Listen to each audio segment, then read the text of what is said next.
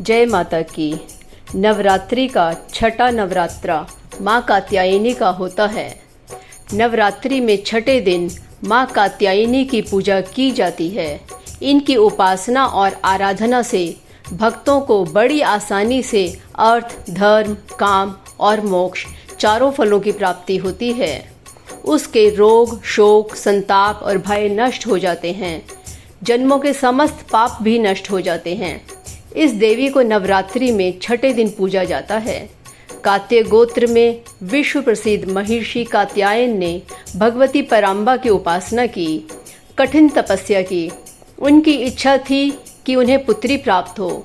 माँ भगवती ने उनके घर पुत्री के रूप में जन्म लिया, इसीलिए यह देवी कात्यायनी कहलाई। इनका गुण शोध कार्य है, इसीलिए इस वैज्ञानिक युग में कात्यायनी माता का महत्व बहुत बढ़ जाता है। इनकी कृपा से ही सारे कार्य पूरे हो जाते हैं। यह वैजनाथ नामक स्थान पर प्रकट होकर पूजी गई माँ कात्यायनी अमोघ फलदायिनी है। इसकी और भी कथाएं प्रचलित हैं।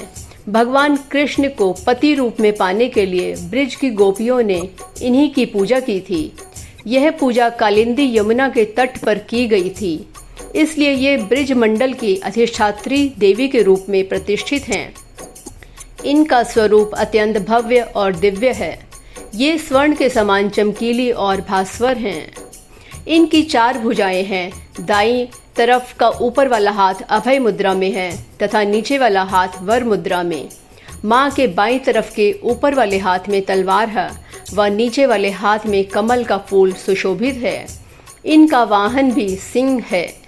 इनकी उपासना और आराधना से भक्तों को बड़ी आसानी से अर्थ, धर्म, काम और मोक्ष चारों फलों की प्राप्ति होती है।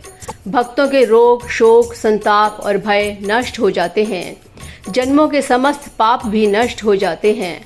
इसलिए कहा जाता है कि इस देवी की उपासना करने से परम पद की प्राप्ति होती है। जय माता की।